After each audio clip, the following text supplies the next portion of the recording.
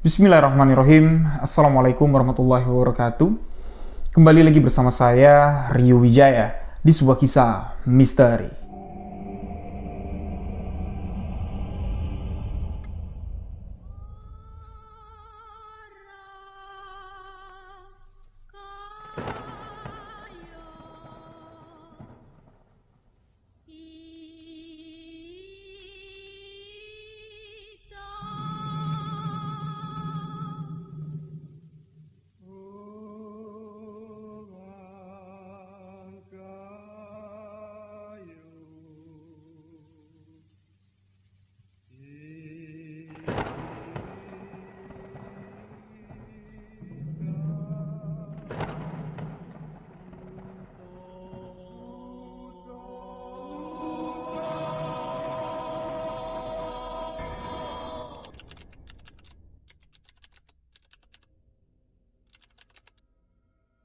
Terima kasih untuk sahabat yang telah mengklik video ini. Terima kasih untuk sahabat yang telah memberikan dukungan, memberikan support agar channel ini dapat berkembang. Untuk sahabat yang baru bergabung, baru mendengarkan kisah misteri yang saya ceritakan, sahabat boleh mengklik tombol subscribe, aktifkan notifikasi loncengnya, dan jangan lupa bagikan video sebuah kisah misteri ke akun sosial media sahabat-sahabat semua.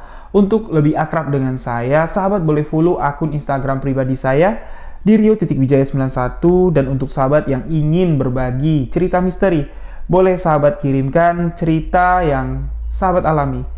Kirimkan cerita ke alamat email sebuahkisahmisteri@gmail.com. Insya Allah, kisah kiriman sahabat akan saya bawakan di video sebuah kisah misteri selanjutnya. Seperti kisah yang akan saya bawakan di video kali ini. Kisah ini datang dari sahabat kita yang berada di Yogyakarta, Jaka. Beliau ingin membagikan satu pengalaman misteri yang beliau alami di tahun 2018 silam. Jaka mengalami satu kejadian yang sangat mengerikan sekali. Jaka diteror pocong yang gentayangan karena belum ikhlas mati.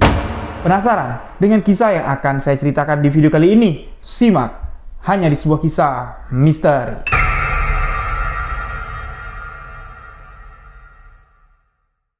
Di tahun 2018 yang silam, tepatnya di salah satu daerah yang ada di Yogyakarta. Sahabat misteri yang mengirimkan kisah ini, yang bernama Jaka, beliau baru menginjakan kakinya ke Yogyakarta di tahun itu. Tujuannya ke Yogyakarta ini untuk merantau, untuk bekerja. Dibawa temannya untuk bekerja di salah satu tempat, dan tempat bekerjanya inilah yang menjadi tempat kejadian misteri yang sangat mengerikan yang dialami oleh Jaka. Narasumber yang membagikan kisah ini diceritakan, Jaka ini memiliki seorang teman. Dari SMA mereka berteman, di rumah pun Jaka ini dekat sekali dengan sahabatnya ini yang bernama Firman. Namun sebelum lulus SMA, Firman ini sudah istilahnya membicarakan kalau dia lulus nanti, dia akan langsung ke Yogyakarta. Karena di Jogja itu sudah ada pekerjaan yang menunggunya. Dan apa yang diucapkan Firman ketika masih di masa-masa menunggu waktu kelulusan, ini memang dilakukan Firman ketika waktu kelulusan tiba. Beberapa hari setelah kelulusan, Firman berangkat ke Yogyakarta, sampai di mana di tahun 2018, kurang lebih sudah 2 tahun Firman ini merantau ke Yogyakarta. Beliau tidak pernah pulang ke kampung. Jaka tidak tahu gimana kabar Firman sekarang. Sedangkan Jaka setelah lulus SMA, beliau di sini mencoba untuk bekerja di beberapa tempat yang ada di sekitaran tempat tinggalnya, di kampungnya lah, yang ada di daerah Kulon sana. Namun Jaka sama sekali tidak menemukan pekerjaan yang dirasakan Jaka tepat untuk aku kerja di sini, yang membuat aku nyaman, yang membuat aku enjoy lah untuk mengerjakan pekerjaan itu. Jaka merasa kalau dia masih bekerja di sekitaran kampungnya lah. Ya, dia masih merasa kalau aku bekerja ini masih diawasin loh sama kedua orang tuaku. Itu yang membuat Jaka sama sekali tidak nyaman. Ya memang oke lah. Ya, Jaka mengatakan di sini, tujuanku bekerja selepas lulus SMA ini tidak lain tidak bukan hanya satu. hanya untuk membantu perekonomian keluarga. Karena Jaka ini masih punya 3 orang adik, 2 diantaranya ini sekolah membutuhkan biaya. Jadi kedua orang tua Jaka ini adalah keluarga yang kita katakan di sini kurang beruntung lah. Ya, keluarga yang kurang mampu. Jaka bekerja untuk membantu kedua orang tuanya, tapi orang tuanya ini kayak memperhatikan, terus ngawasin, terus takut Jaka ini salah guna duit gajinya. Itu yang membuat Jaka merasa tidak nyaman sekali, dan akhirnya Jaka terpikir untuk merantau aja lah. Mungkin kalau di kota lain, di tempat lain, jauh dari tempat tinggalku, jauh dari pengawasan kedua orang tuaku, aku lebih nyaman untuk bekerja, lebih semangat, lebih fokus dan konsentrasi. Mungkin ya penghasilan yang akan ku dapat jauh lebih besar daripada kayak sekarang. Jatuhnya aku mau kerja malas-malasan, Jaka bilang. Nah, dari situ terbesitlah di pikiran Jaka kalau dia mau merantau. Tapi kemana? Di mana aku harus mencari pekerjaan di luar sana? Mau cari link di mana? Jaka mencoba bertanya ke beberapa orang, tapi apa yang dibayangkan Jaka ini tak semudah dengan upaya yang harus dilakukan Jaka. Hampir Jaka ini putus asa. Hampir Jaka ini berpikir ya tidak mungkin lah aku bisa bekerja di luar kota karena tidak ada relasi, tidak ada link. Sepintas Jaka ingat dengan teman SMA-nya yang sudah hampir 2 tahun tidak pernah ketemu Jaka, tidak pernah balik ke kampung, ke tempat tinggalnya. Jaka ingat dengan Firman. Oh iya, Firman kan di Jogja. Apa kabar ya Firman sekarang? Tanya sama ibu bapaknya. Pergilah Jaka ke rumah orang tua Firman. Setibanya di sana, Jaka bertemu dengan ibunya si Firman. Langsunglah nyapa. Bule, apa kabar? Sehat? Alhamdulillah, sehat. Jarang kelihatan kamu sekarang Jaka. Iya bule, sibuk kerja. Kerja di mana kamu? Kerja di sini-sini aja. Firman, apa kabar Firman? Kapan Firman pulang? Masa iya, merantau kok ndak pulang-pulang? Iya tuh, Firman sedang asik kayaknya kerja di sana. Betah dia di sana. Emang Firman kerja apa di sana bule?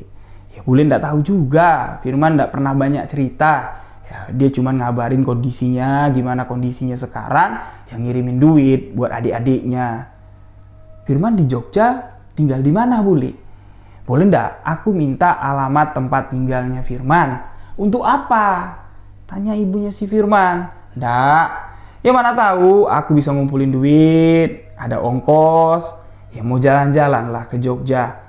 Ketemu sekalian sama koncoku Firman. Udah lama aku ndak ketemu sama Firman, sekalian bule.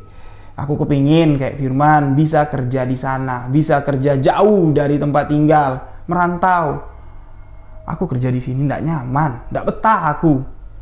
Kalau kayak gitu ya nanti bule tanya sama bapaknya dulu. Bule ndak ngerti di mana tempat tinggalnya Firman di Yogyakarta. Yang ada di pikiran Jaka pada saat itu ketika dia nanti mendapatkan alamat tempat tinggal si Firman di Yogyakarta dari bapaknya si Firman. Yang ada di pikiran Jaka, aku harus cepat ngumpulin duit nih untuk ongkos ke Yogyakarta. Setibanya nanti di Yogyakarta ketemu nih alamatnya Firman. Firman tinggal di mana? Ketemu sama Firman, ya Firman lah satu-satunya harapanku yang bisa membantuku untuk mendapatkan pekerjaan di Yogyakarta. Itu yang ada di pikiran Jaka. Nah, kalau kami orang Jambi bilang itu gayung bersambut. Jaka di sini baru memikirkan hal tersebut, ya, baru berimajinasi dia mau ke Jogja bertemu Firman minta bantu cariin kerjaan. Seakan-akan di sini Firman ngebatin connect. Ya, connect dengan apa yang diinginkan oleh Jaka. Tiba-tiba saja Firman yang sudah hampir 2 tahun ndak pulang kampung tanpa memberikan informasi, ngabarin ibu bapaknya kalau dia mau pulang, tiba-tiba pulang. Kepulangan Firman ini didengar oleh Jaka. Rasa percaya rasa enggak Jaka ini. Masa iya sih Firman malah pulang? Wah, ini kebetulan yang sangat luar biasa sekali. Jaka pikir, dia enggak buang-buang waktu, langsung lah Jaka bergegas menuju ke rumah Firman. Setibanya di sana ya memang ketemu dia dengan sahabatnya yang bernama Firman yang sudah hampir 2 tahun mereka tak bertemu. Di pertemuan itu Jaka tidak banyak basa-basi. Setelah menanyakan kabar, keadaanmu sekarang gimana, Jaka langsung mengutarakan niat isi hatinya. Man, aku bisa minta tolong nggak sama kamu? Tolonglah, ajak aku ke Jogja. Ajak aku merantau ke sana. kamu cariin aku kerjaan di sana, Man. Aku pengen kayak kamu, pengen kerja di sana. Aku nggak betah kerja di sini. Mendengar keinginan dari Jaka, ingin kerja di luar kota, Firman bertanya sama si Jaka, ya kamu minta cariin kerjaan sama aku, tapi kamu nggak bilang pekerjaan seperti apa yang kamu inginkan. Pekerjaan itu banyak. Firman mengatakan seperti itu, Jaka langsung menjawab, apa aja, Man. Kerja apa aja. Ikut kamu juga oke. Apa aja lah, yang penting aku bisa kerja di luar. Bisa kerja di Jogja. Asalkan pekerjaan itu tidak memiliki resiko yang tinggi dan halal. Cuman itu, selebihnya terserah. Mau kerja apa?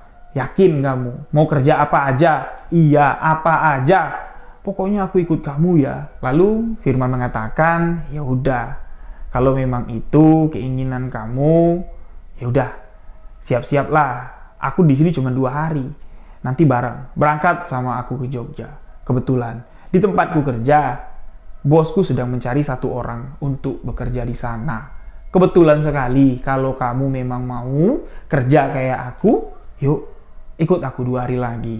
Tapi minta izin dulu sama ibu bapakmu. Jangan kamu main kabur aja. Ya, aku minta izin dulu sama ibu bapakku. Tanpa Jaka ini bertanya sama Firman, pekerjaan apa yang akan dilakukannya setiba di Jogja nanti. Sama sekali tidak ditanyakan oleh Jaka. Dia langsung mau pamit pulang, mau minta izin sama ibu bapaknya. Namun di sini dihentikan sama si Firman. Tunggu dulu. Kamu main pergi-pergi aja. Emang kamu tahu pekerjaan apa yang kulakukan di Jogja sana? Apa nanti pekerjaan yang akan kamu lakukan? Coba kamu dengarkan baik-baik dulu. Aku selama di Yogyakarta, pekerjaan yang kulakukan, profesi yang kujalankan, ini cuman ya, pedagang keliling, pedagang gorengan keliling. Aku kerja sama 1 orang yang memiliki usaha gorengan. Orang ini banyak punya gerobak. Ya, gerobaknya itu disuruh orang yang jalanin. Isi gorengannya itu sudah diisi semua sama orang itu. Aku tinggal jemput gerobak, tinggal jualan. Setelah gorengan habis, gerobak kembali diantar ke rumah si juragan, sekalian nyetor duit hasil penjualan hari itu. Itu pekerjaan yang kulakukan selama ini. Kamu mau kamu kerja kayak gitu? Setelah mengetahui pekerjaan yang akan dilakukan, Jaka di sini sama sekali nggak malu, sama sekali nggak gengsi. Dia mengatakan, ya yang penting halal. Pekerjaan apapun, pokoknya aku mau. Apalagi seperti yang kamu bilang tadi, kalau kerjaan itu berat, kerjaan itu nggak enak, nggak mungkin kamu bisa bertahan hampir 2 tahun kamu kerja di sana. Kamu nggak usah ragu. Kalau aku sudah bilang iya, ya aku mau. Ya, aku izin pulang dulu ya. Aku mau minta izin sama ibu bapakku. Pulanglah Jaka meninggalkan rumah Firman. Setibanya di rumah, ya, dengan wajah riang gembira, Jaka langsung meminta izin kepada ibu bapaknya. Mengatakan kalau aku mau berangkat ke Jogja, Bu. Pak, Firman ada pulang tuh. Aku minta cariin kerjaan sama Firman. Firman bilang ada di tempat Firman kerja. Izinin aku yo, Pak. Izinin aku yo, Bu. Izinkan aku bekerja di sana, ikut Firman. Kedua orang tua Jaka, ibu bapaknya, mendengar apa yang diucapkan oleh anaknya si Jaka ini. Ya, beliau tidak bisa menolak, tidak bisa mengatakan tidak. Karena itu memang sudah menjadi keinginan Jaka sedari dulu. Jaka diizinkan untuk berangkat merantau ke Yogyakarta. Di satu pagi, setelah 2 hari Firman pulang kampung ke Kulon sana, Firman sudah siap-siap untuk berangkat kembali ke Yogyakarta. Firman pun di sini mendatangi rumah Jaka untuk bertemu dengan kedua orang tua Jaka, karena Firman ini kan akan membawa anaknya. Setidaknya Firman ya tatap muka lah, ya pamitan sama ibu bapak Jaka. Setelah Firman berpamitan dengan ibu bapak Jaka, Firman dan Jaka memulai perjalanan dari wilayah Kulon menuju Yogyakarta. Singkat cerita, sampailah mereka ke Yogyakarta. Tibalah di depan sebuah rumah yang terlihat cukup besar. Mereka berdiri di depan gerbang besi yang cukup besar. Sebelum masuk, melewati gerbang besi untuk masuk ke halaman rumah besar tersebut. Firman di sini mengatakan kepada Jaka, "Nih, disinilah tempat kita kerja nanti. Ini adalah rumah Pak Sabto, rumah bosku, rumah calon juraganmu juga." Masuklah Jaka dan Firman melewati gerbang besi besar tersebut untuk masuk menuju halaman rumah Pak Sabto. Halaman rumah yang cukup besar. Mereka berjalan di samping rumah menuju ke bagian belakang. Dan setibanya di bagian belakang, seperti ada dapur yang terbuka ya. Di tengah-tengah bagian dapur itu, ini ada banyak sekali sayur-sayuran, pisang, ubi, dan segala macam. Di situ ada 4 remaja sebaya dengan Jaka dan Firman. Mereka tengah sibuk mengupas ubi, ngupasin pisang, ngiris-ngirisin sayur-sayuran. Di situ juga ada seorang perempuan parubaya yang tengah disibukkan dengan aktivitas di pagi hari itu. Dan di bagian belakang duduklah seorang laki-laki yang bertubuh gempal, seorang laki-laki parubaya dengan kumis tebal, duduk di sebuah kursi menatap Jaka dan Firman yang masih berdiri di bagian luar ruangan tersebut. Tak lama setelah melihat keberadaan Firman ada di sana, lelaki parubaya berkumis tebal tersebut melambaikan tangannya dan menyeru nama Firman. "Man, sini! Sini kamu! Udah pulang kamu dari kampung?" "Iya Pak, ini saya baru sampai." Sini masuk." "Itu siapa yang sama kamu? Ayo sini, sekalian ajak masuk, duduk sini." Firman dan Jaka pun masuk, melewati orang-orang yang tengah sibuk di aktivitas pagi itu untuk menuju ke meja panjang ke tempat duduk Pak Sabto. Duduklah Jaka dan Firman, mereka samping-sampingan duduk menghadap Pak Sabto.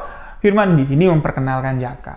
"Pak, ini Pak, perkenalkan, ini Jaka, temanku, teman sekolah, teman main, teman sekampung. Jadi Jaka ini pas aku pulang, dia mengutarakan niat kalau dia pengen kerja di Jogja katanya. Nah, aku cobalah bawa ke sini. Ya mana tahu Bapak mau menerima temanku ini untuk kerja di sini. Ya kan gerobak Bang Udin belum ada yang bawa kan Pak? Atau sudah ada yang bawa?" tanya Firman. "Mau kerja di sini?" "Ya boleh. Cocok tuh. Memang belum ada, Man. Gerobak Bang Udin belum ada yang bawa. Ya pas lah. Kalau temenmu mau, temenmu bawa gerobak Bang Udin.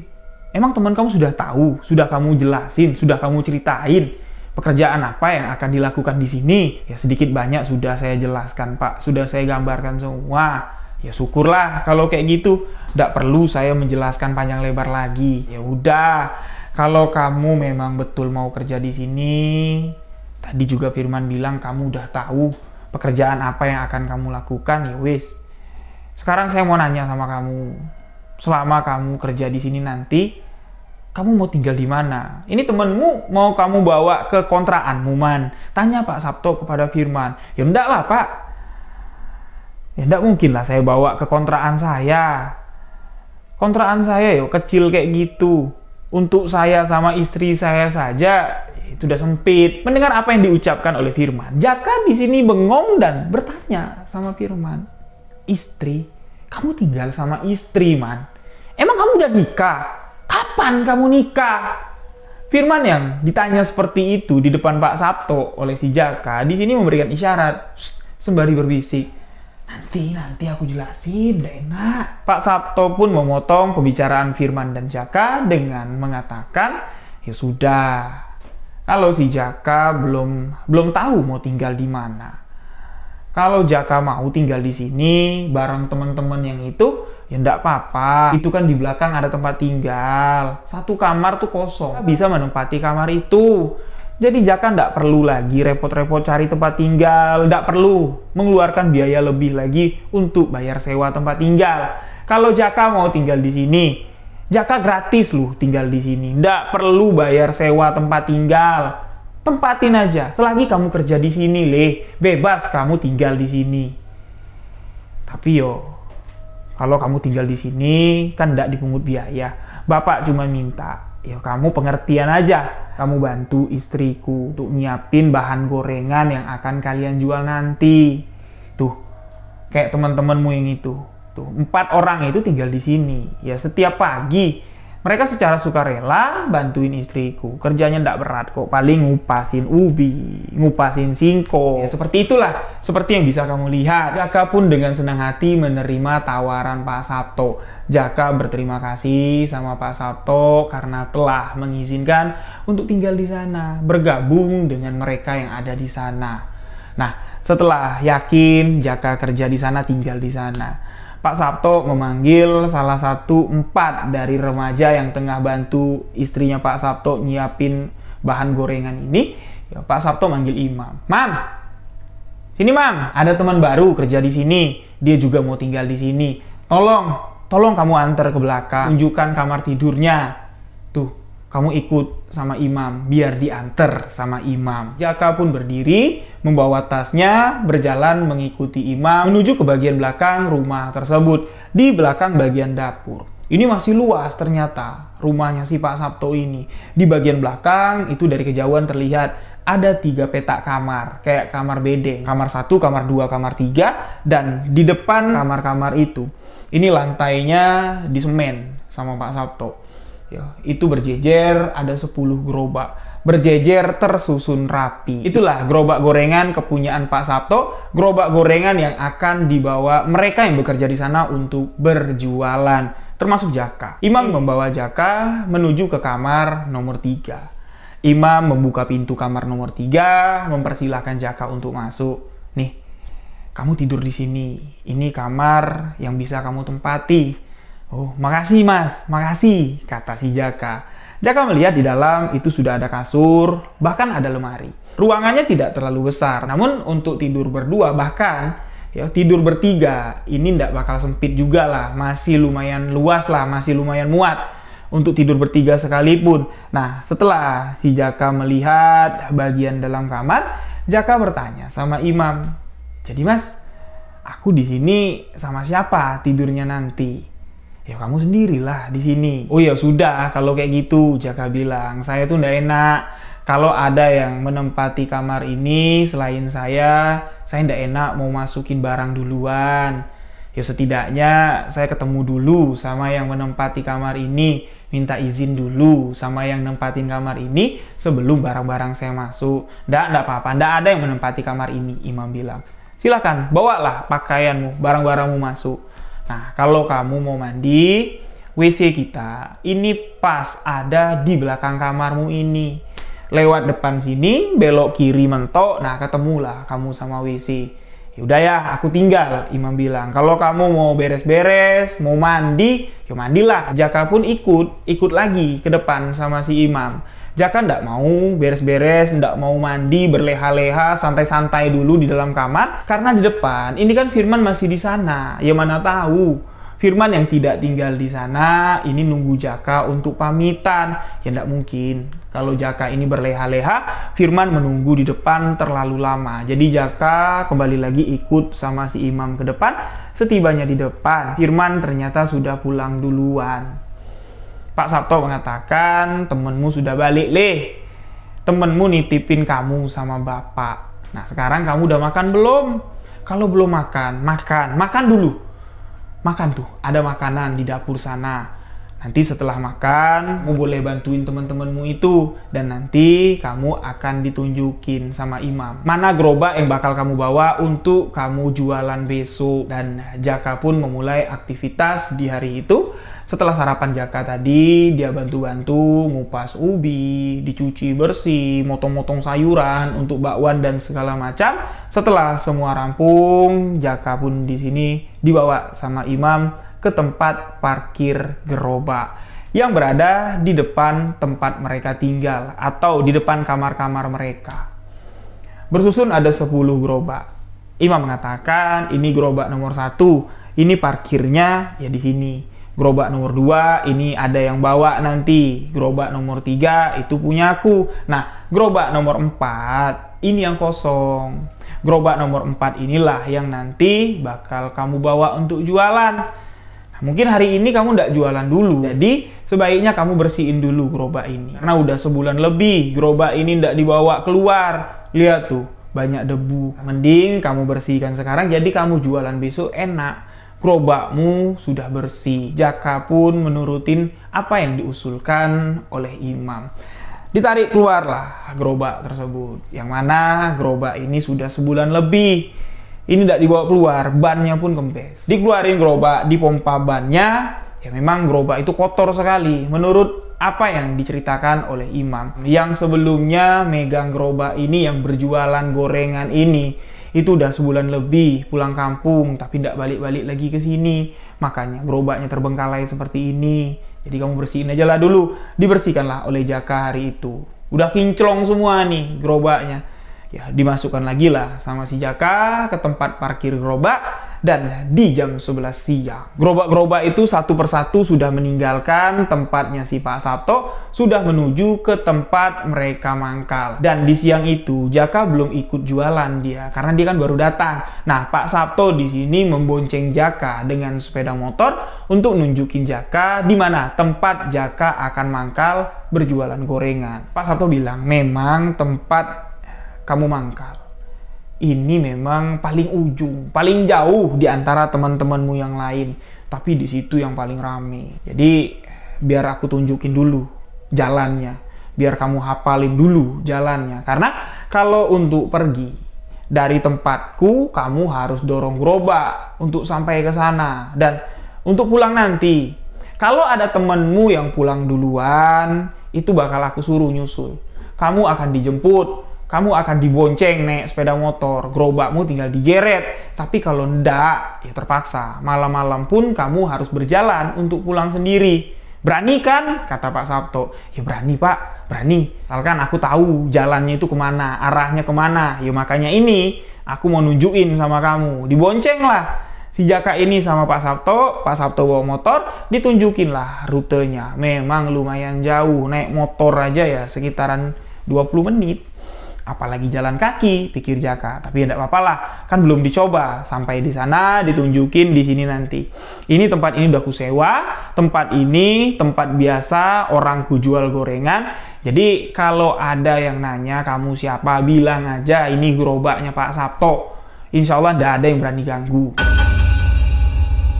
Singkat cerita, hari pertama Jaka untuk berjualan gorengan pun tiba. Tanpa Jaka ini mengetahui, sebelum Jaka bawa gerobak gorengan ini, itu siapa? Siapa yang sebelumnya membawa gerobak gorengan itu berjualan di sana? Lalu alasannya kenapa kok dia ndak balik lagi, ndak jual gorengan lagi, sampai-sampai Jaka yang menggantikannya.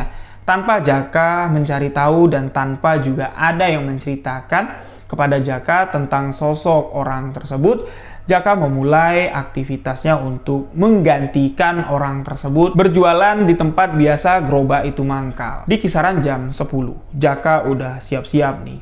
Jadi kayak tempe itu sudah diiris semua, pisang semua udah dikupas, ubi-ubi, bakwan udah diadon semua, dimasukkan ke dalam gerobak. Jadi di tempat jualan nanti mereka nggak repot-repot ngadon, nggak repot-repot apa-apa lagi. Jadi tinggal goreng, jual.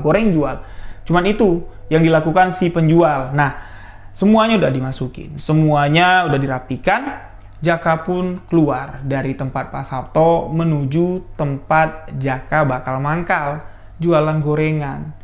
Ya, jalanlah, didorong gerobak itu sama si Jaka, sampailah akhirnya Jaka ke tempat yang sudah ditunjuk sama Pak Sabto kemarin. Di situ nanti kamu mangkal.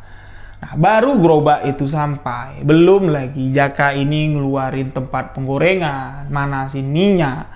Itu pelanggan dari gorengan ini sudah datang. Karena kan sudah sebulan lebih gerobak gorengan itu ndak mangkal di sana. Sekalinya mangkal, ini langsung diserbu lah sama pelanggan-pelanggannya. Namun setibanya pelanggan ini dekat gerobak gorengan, melihat siapa yang ada di balik gerobak gorengan, mereka semuanya terkejut dan bertanya, "Bang Udin mana? Kok abang yang jualan di sini? Abang gantiin Bang Udin ya? Bang Udin mana?" Semuanya bertanya seperti itu.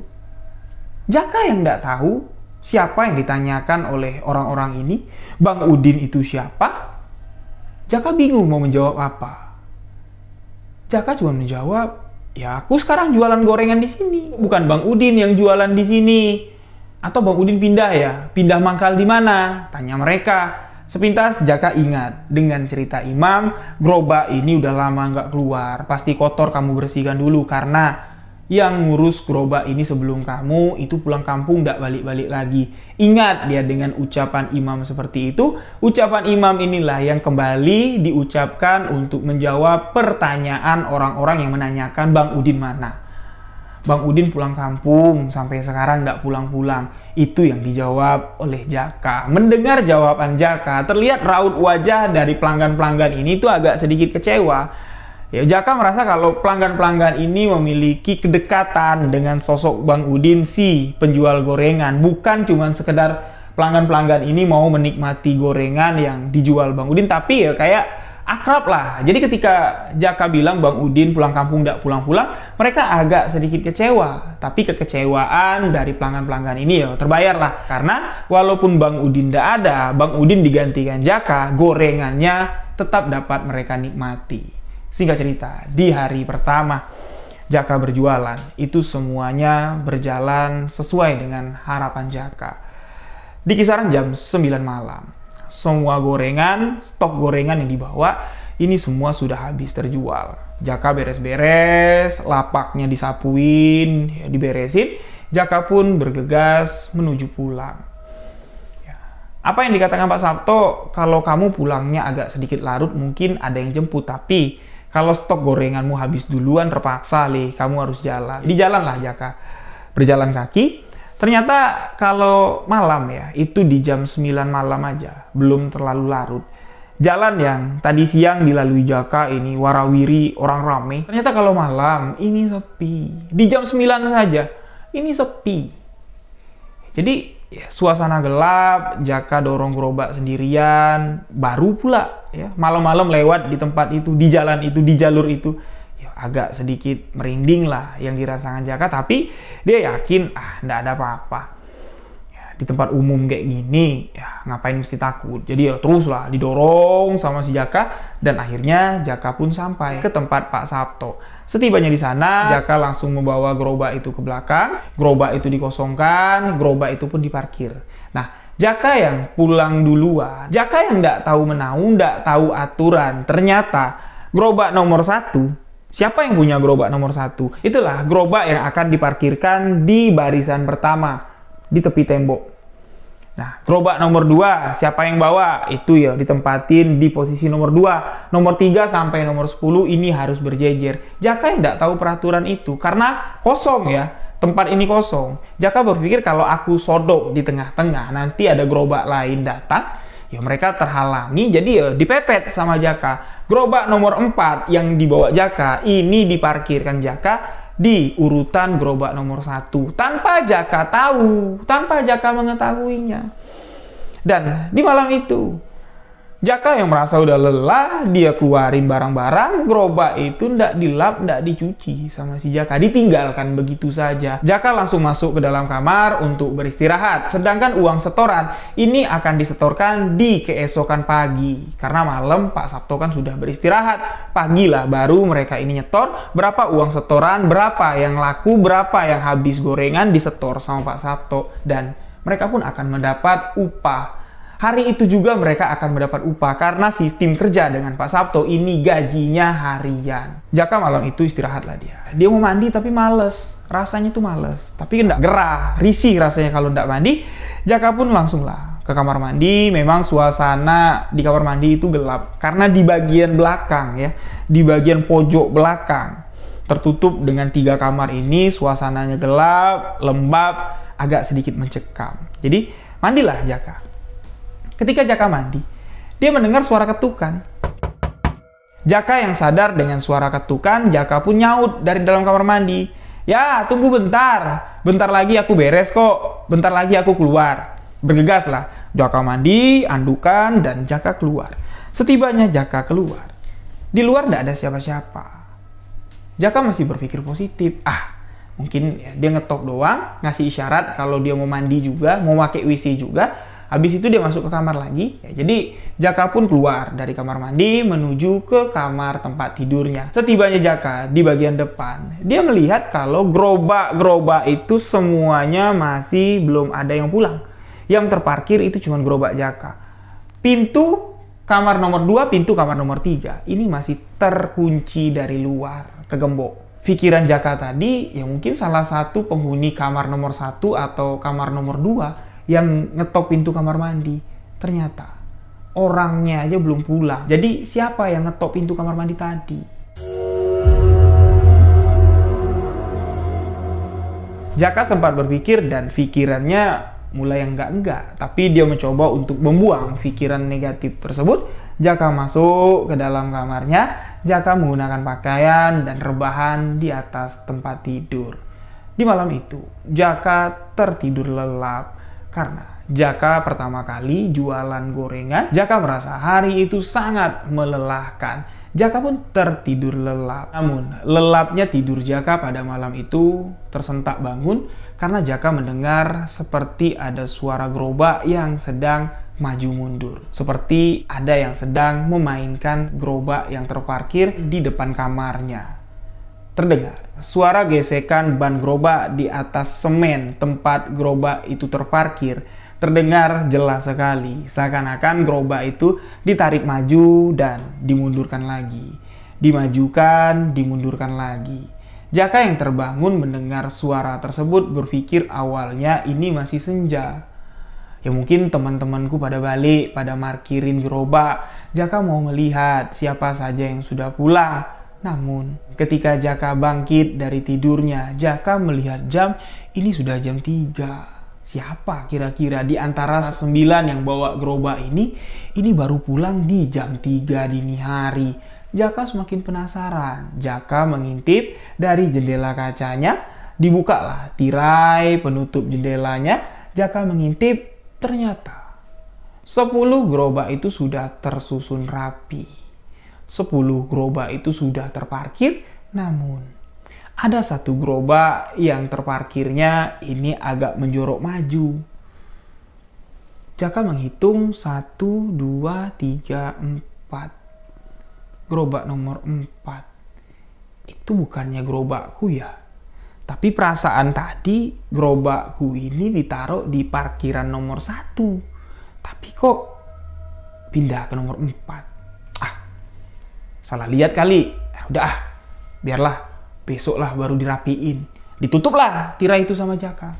Jaka yang baru berniat rebahan lagi di atas tempat tidur. Kembali mendengar suara gerobak itu seakan-akan ditarik lagi. Maju, mundur. Jaka yang semakin penasaran, loh kok tadi gerobak itu tidak bergerak. Sekarang kok aku tidak melihat.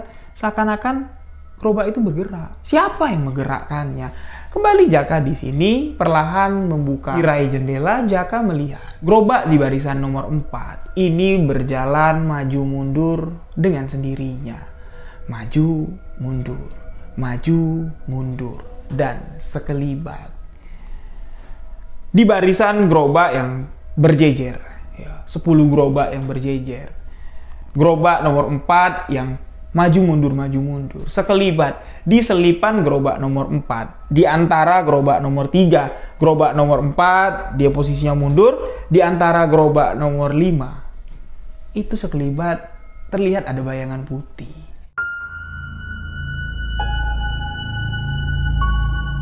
Bayangan putih yang berdiri. Jaka tidak terlalu dapat melihat dengan jelas itu sosok apa, cuman sekelibat. Bayangan putih saja yang terlihat jelas oleh Jaka. Di sini sontak bulu tengkuknya merinding. Jaka masih melihat gerobak nomor 4 itu maju mundur, maju mundur. Jaka yang sudah merasa ketakutan, di sini Jaka langsung kembali ke tempat tidurnya. Dia selimutan nutupin bagian kepalanya. Jaka yang ketakutan, Jaka yang merasa ada yang aneh kayaknya. Seketika mendengar ada suara orang yang tengah memainkan air di kamar mandi. Posisi kamar mandi itu kan pas di belakang kamar nomor 3. Aktivitas apapun yang terjadi di kamar mandi ini jelas dapat didengar dari kamar Jaka. Dalam keadaan ketakutan, Jaka yang menutup bagian kepalanya dengan selimut ini mendengar dari dalam kamar mandi itu seperti ada orang yang tengah mencuci tangan dan mencuci kaki. Cipratan air sedikit-sedikit itu terdengar.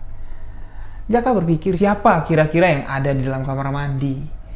Jaka terus bertanya-tanya di dalam hati, suara itu terus terdengar. Suara gemerici air seperti orang yang tengah ngobok-ngobok air nyuci tangan itu masih terdengar. Jaka yang penasaran mencoba memberanikan diri untuk memastikan, tapi bukan ke kamar mandi langsung. Memastikan ke kamar 1 atau kamar 2 ada ndak? Ada ndak orang itu keluar? Ada ndak pintunya terbuka? Jaka keluar dari kamar nomor 3, melihat ke arah sebelah kanan, melihat pintu kamar nomor 1 tertutup, pintu kamar 2 tertutup, tapi suara gemerici air di kamar mandi masih terdengar. Kepalang tanggung Jaka bilang. Jaka mencoba untuk melihat secara langsung siapa yang ada di kamar mandi. Suasana gelap, jalan menuju kamar mandi. Ini membuat Jaka semakin ketakutan. Tapi rasa penasarannya ini membuat Jaka jadi agak beranilah sedikit. Sampailah Jaka di depan pintu kamar mandi. Pintu kamar mandi itu tidak tertutup rapat. Ya, ada celah sedikit. Jaka mencoba untuk melihat tapi tidak kelihatan karena lampunya mati. Suara gemerici air itu masih terdengar. Jelas seperti orang ngobok-ngobok air cuci tangan di dalam ember, terdengar jelas sekali. Dan ketika Jaka mendekat, suara itu masih ada, tapi ketika pintu yang tidak tertutup rapat itu dibuka perlahan sama si Jaka, di dalam sama sekali tidak ada siapapun. Bercak air itu ada, tapi tidak ada siapa-siapa. Alangkah cepatnya orang itu bisa menghilang. Itu orang atau bukan? Terbesit di pikiran Jaka kalau itu adalah makhluk gaib. Jaka berlari dari kamar mandi langsung masuk ke dalam kamarnya. Sampai pagi Jaka ketakutan dan tidak bisa tidur. Pagi-pagi sekali Jaka ini sudah duduk nongkrong di bagian dapur, di tempat biasa istrinya Pak Sabto ini menyiapkan bahan gorengan untuk dijual. Duduk di situ seorang diri, duduk ngelamun. Tidak lama Pak Sabto keluarlah. Pagi kamu bangun Jaka? Iya Pak, udah bangun. Gimana? Hari pertama kamu jualan? Capek nggak? Ya lumayan capek Pak. Nih, saya mau kasih uang hasil jualan kemarin. Jam berapa kamu pulang semalam? Ya enggak larut kok Pak, sekitar jam setengah 10 saya sudah di sini. Ya, syukurlah, kata Pak Sabto. Jaka pun menyerahkan uang setoran. Setelah dihitung sama Pak Sabto, Jaka pun diberikan uang sama Pak Sabto sebagai upah yang diterimanya hari itu. Tapi di sini, Jaka sebenarnya ingin bertanya sama Pak Sabto tentang apa yang dirasakan, apa yang dialami Jaka tadi malam. Namun tidak enak lah ya langsung bertanya seperti itu, karena kan Jaka ini baru semalam menginap di sana. Diurungkanlah niat Jaka untuk bertanya. Jadi ketika Jaka sama Pak Sabto sudah ngobrol-ngobrol ringan, Imam dan kawan-kawan keluar dari kamarnya. Ya, Imam di sini memanggil Jaka. Imam yang berdiri di dekat gerobak gorengan yang tersusun rapi, disamperin lah sama si Jaka di sana. Imam ya seakan-akan pagi itu mau marah, tapi kemarahan Imam ini itu memperingatkan Jaka juga bahwa setelah kamu jualan itu alangkah baiknya gerobakmu itu dibersihkan dulu, baru kamu tinggal tidur. Dan kamu harus ingat, kamu nempatin gerobakmu itu harus di mana, kan sudah dibilang gerobakmu itu nomor 4. Kenapa tadi malam gerobakmu itu kamu letakkan di barisan nomor 1? Nomor 1 itu tempat orang. Ya, mau tidak mau kan? Orang itu harus kerja 2 kali, geser gerobak kamu balik ke nomor 4, baru gerobak dia bisa masuk. Lain kali, jangan kamu buat seperti itu ya. Jaka minta maaf atas ketidaktahuannya, dan yang ditekankan sama Imam, gerobakmu. Gerobakmu bersihkan. Bersihkan sebelum kamu tinggal di sini, sebelum kamu tidur. Itu yang ditekankan oleh Imam. Setelah Jaka mendengar penjelasan dari Imam, seketika Jaka di sini ingat dengan kejadian yang dilihatnya tadi malam. Kalau gerobak nomor 4 itu bergerak dengan sendirinya, maju mundur, dan Jaka melihat sekelibat ada bayangan putih. Ditambah lagi kejadian mengerikan di kamar mandi. Jaka ingin bertanya kepada Imam, tapi terlihat kalau situasinya ini tidak tepat. Imam ya, yang sehabis marahin atau memperingatkan si Jaka, ya ini emosinya itu masih tinggi, ujungnya pasti tidak baik. Jaka pun akhirnya memilih untuk menyimpan apa yang dilihat dan dirasakan Jaka tadi malam. Hari kedua, aktivitas seperti biasa. Hari kedua Jaka berjualan, semuanya berjalan lancar seperti malam pertama. Jaka pun pulang tidak terlalu larut seperti biasa. Walaupun Jaka jauh, jaraknya paling jauh, Jaka di sini yang paling duluan sampai ke tempat Jaka yang pertama kali gerobaknya masuk ke parkiran gerobak. Nah, malam kemarin dia tidak tahu aturan. Malam kedua dia sudah fasih. Dia tahu gerobak nomor 4, posisinya berarti di sini. Gerobak itu langsunglah diparkirkan di sana, semua barang-barang diturunkan. Sebelum barang-barang yang diturunkan dicuci di tempat pencucian piring di belakang, di dekat dapur, Jaka terlebih dahulu membersihkan gerobaknya. Kaca-kaca dilap, semuanya dilap bersih, semuanya dibuat kinclong sama si Jaka. Tapi ada satu yang kelewatan sama si Jaka. Ada satu yang terlupakan sama Jaka.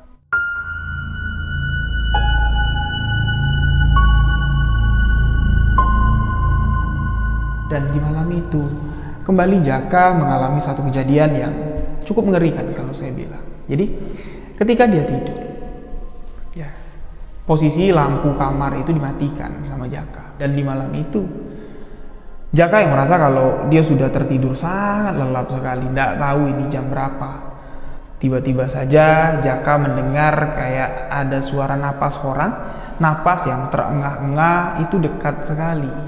Dekat sekali terdengar dari tempat Jaka ini tidur.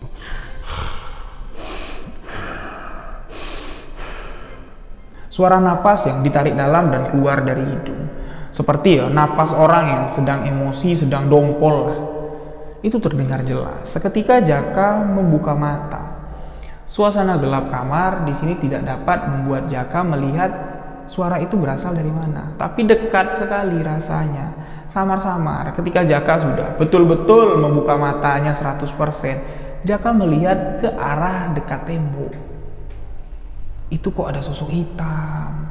Sosok hitam itu kayak sedang duduk bersandar di tembok, ya, dengan bagian kaki ini dilipat seperti ini. Ya, bagian kaki dilipat naik sejajar dengan dada. Dari hembusan nafas, dari suara napasnya saja ini nyata sekali, terdengar jelas sekali. Jaka yang punya feeling tidak enak di sini mencoba untuk menyalakan lampu, ya, agar terlihat itu sosok apa. Jaka pun menyalakan lampu, tapi ketika lampu menyala, sosok itu seketika menghilang. Dan seketika, dari bagian luar, Jaka mendengar ada suara. Suara itu seperti suara gerobak yang ditarik dan dibanting. Jaka yang kaget. Di sini sontak dia langsung melihat keluar. Ketika Jaka melihat keluar, apa yang dilihat Jaka? Yang dilihat Jaka, di samping gerobak nomor 4, itu berdiri sesosok pocong. Jelas sekali pocong itu menatap ke arah Jaka.